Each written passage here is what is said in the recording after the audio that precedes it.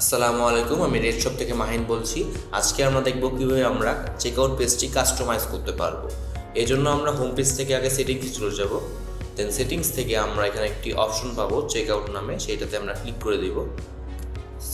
চেকআউটে চলে যাওয়ার পর আমরা দেখতে পারবো যে সিঙ্গেল পেজ চেকআউট নামে একটা অপশন রয়েছে, সেটা আমরা এনেবল করে দেব যদি আমরা চাই যে আমাদের কাস্টমাররা সিঙ্গেল পেজেই চেকআউট প্রসেসটি সম্পন্ন করতে পারে। আর আমরা যদি চাই যে আমাদের চেকআউট প্রসেসটি একটু লেংদি হোক বা একটু ভেরিফাই করে আসুক, তাহলে এটা আমরা অফ রাখতে পারি।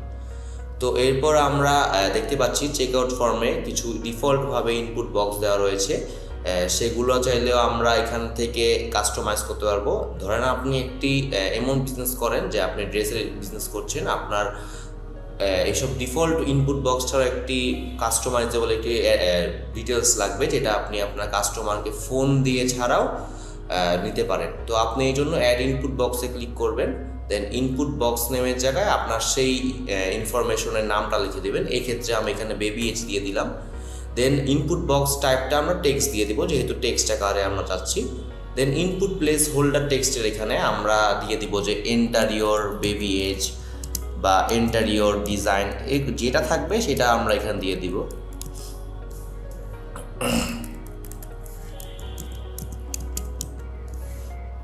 এন্টার ইওর বেবি এজটা দেওয়ার পর আমরা এখানে দেখতে পারবো আরেকটি option, is this input box required. সেটা আমরা যদি আমরা চাই যে এই অপশনটা ম্যান্ডেটরি হোক, তাহলে এটা আমরা অন রাখবো, এবং ম্যান্ডেটরি না করতে চাইলে আমরা অফ রাখবো। সব কিছু করার পর আমরা অ্যাড ইনপুট বক্সে ক্লিক করে দিব। অ্যাড ইনপুট বক্সের পর আমরা দেখতে পারবো যে আমাদের সেই কাঙ্ক্ষিত ইনপুট বক্সটা এখানে চলে এসেছে। তো এই ছিল আমাদের চেকআউট পেজের কাস্টমাইজেশন। ধন্যবাদ।